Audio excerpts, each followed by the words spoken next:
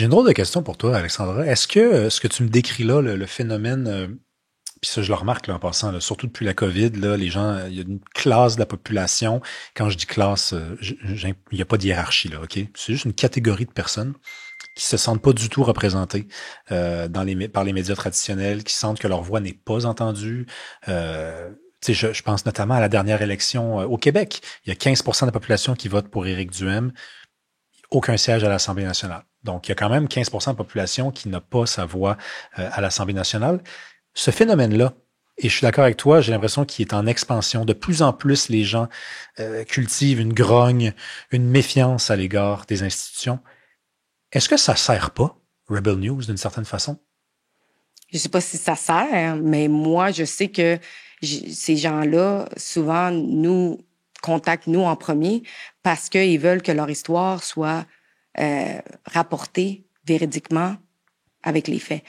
Pour te donner un exemple, je ne sais pas si vous aviez entendu parler de ce qui s'était passé à Sainte-Pétronille par rapport, c'était des gens qui étaient en désaccord avec la nouvelle position d'une personne au gouvernement, le petit gouvernement municipal. C'est pas vraiment un gouvernement, mais en tout cas, bref, les gens, les Oui. dirigeants. Et je m'étais présentée là-bas, j'avais commencé à parler avec les gens parce que, bon, les médias en parlaient, mais j'étais intéressée aussi à couvrir de ma manière ce qui s'était passé. Et j'avais parlé avec des gens la première journée, ça avait bien été, et on s'était donné rendez-vous le lendemain pour pouvoir faire les entrevues. Le lendemain, quand j'ai essayé de les contacter, ils m'ont toutes refusé en disant « Ah, ben vous avez été, tu sais, vous êtes catégorisé d'extrême droite, ça va nous nuire, on veut pas être associé à ça, etc. » Je suis allée de l'avant, j'ai fait quand même mon reportage, j'ai raconté comme eux, ils m'avaient rapporté les faits, leur histoire, etc. Et j'ai monté mon histoire par la suite. Et ces gens-là m'ont recontacté par la suite pour me remercier parce que comment je l'avais divulgué, l'information, était la plus, j'ai juste le mot en anglais, accurate, le plus exact. proche, le plus exact que les autres médias avaient fait. Et donc, moi, je suis les faits, je raconte ce que les gens me disent et j'essaye pas de couper 30 secondes par-ci et par-là. Je leur donne leur temps, je les laisse parler et je les laisse raconter l'histoire.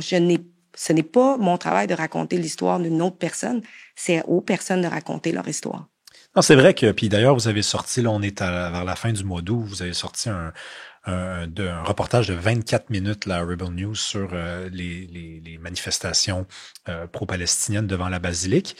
C'est vrai que vous privilégiez parfois le format long pour justement pouvoir ne pas vous faire reprocher de faire du montage et tout. Par contre, je reviens avec la critique que j'ai formulée tantôt, parce que pour moi, elle est centrale quand même. Vous avez un préjugé favorable pour des idées de droite et conservatrices, et c'est pas un reproche que je fais à Rebel News, parce que je suis obligé de faire le même à Radio-Canada, mais en changeant droite et conservateur par gauche et progressiste. Mais il y a quand même, je pense, parfois à Radio-Canada, des élans et des petits épisodes de lucidité et de neutralité. Ça, à Rebel News, j'en vois peu. J'en vois peut-être même pas. Puis c'est un peu de votre faute et c'est beaucoup de la faute des autres aussi. Mais ça dépend. Il faut prendre chaque journaliste différemment. On opère toutes de manière différente. Si vous regardez le reportage que mon collègue Lincoln Jay avait fait, c'est sûr que c'est juste en anglais, vraiment rapporter les faits comme ils sont, et rapporter les faits, et son reportage était vraiment très neutre. Lui, comme il mentionnait, je vous laisse tirer vos propres conclusions. Ceci est les faits. Et là, essayer de poser des questions, justement, c'était par rapport à des gens qui mendient, mais c'est comme un scam, dans le fond, comment ils opèrent. Mais vous êtes neutre, parce que je les regarde pas mal tous, ces reportages-là, bien que celui-là, je l'ai pas vu en toute franchise. Quand ce sont des enjeux qui sont, et là, je vais peut-être me tromper en le formulant ici, mais non partisan, non politique. Mm-hmm. Évidemment que l'itinérance, c'est politique. Mais quand ça concerne pas une campagne électorale ou des personnalités fortes du monde politique, Mark Carney, Pierre Poilievre, c'est là que j'ai pas juste l'impression, mais j'ai la certitude que vous penchez d'un bord plus que d'un autre. Radio-Canada aussi. Mm-hmm. Mais Radio-Canada ne passera pas à côté d'un scandale qui pourrait éclabousser les libéraux. Ils vont aller dans ce sens-là. Il y a plein d'exemples de ça, tu sais. Puis, mais ce que je veux dire, c'est que le plus longtemps vous allez être tenu en dehors du milieu journalistique, vous allez vous radicaliser, c'est-à-dire que vous allez cultiver ce genre de discours-là. C'est là que c'est pas de votre faute. C'est-à-dire que en voulant faire de vous des marginaux, vous devenez de plus en plus des marginaux. C'est ça qui arrive avec depuis la création de Rebelle, Rebelle a toujours été mis de côté. On s'est pas plus radicalisé. En fait, on se nourrit pas de personnes qui sont des radicaux. On parle aux gens, justement, qui sont soit en détresse. Et vous rejoignez de plus en plus de monde? Oui. Je pense que si on mesure, par exemple, l'attraction de votre page YouTube, votre page Facebook, le nombre de vues, je ne sais pas si c'est vous qui avez, par exemple, sorti la fameuse vidéo là qui est virale en ce moment même, bien que quand l'épisode va sortir, les gens s'en souviendront plus, mais l'altercation entre Luc Boileau et c'est pas nous, non. C'est pas vous, mais en tout cas, je l'ai vu sur la page Twitter de Guillaume Roy. Je pensais que ça venait de vous. Ça a monté à comme 1 demi-million de vues. Bref, il y a de plus en plus de gens qui vous suivent et le statut qui est le vôtre ne change pas.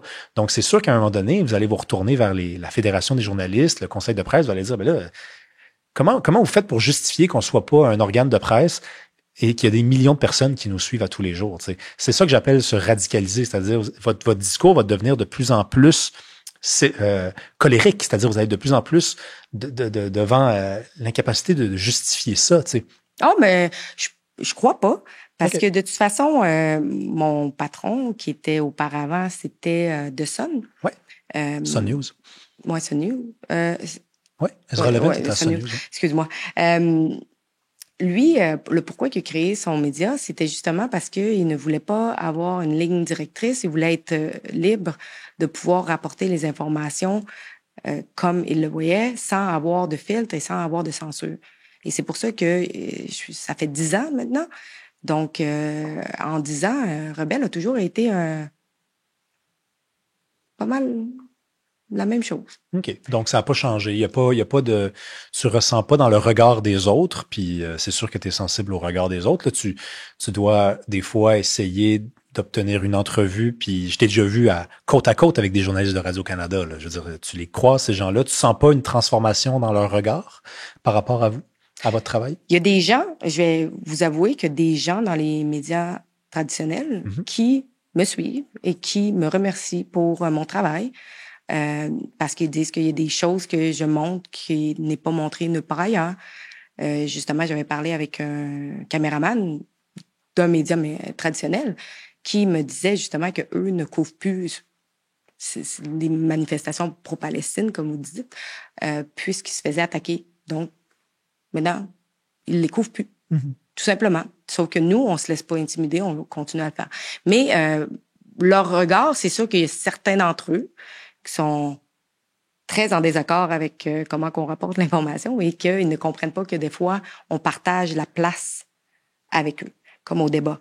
Ça a créé beaucoup de frustration. Pourtant, dans la salle, il y avait des médias de gauche, de très de gauche, des médias de droite, des médias qui étaient... les médias de droite, c'était plutôt les médias... Centre-droit, peut-être? Centre-droit, c'est les médias alternatifs, là.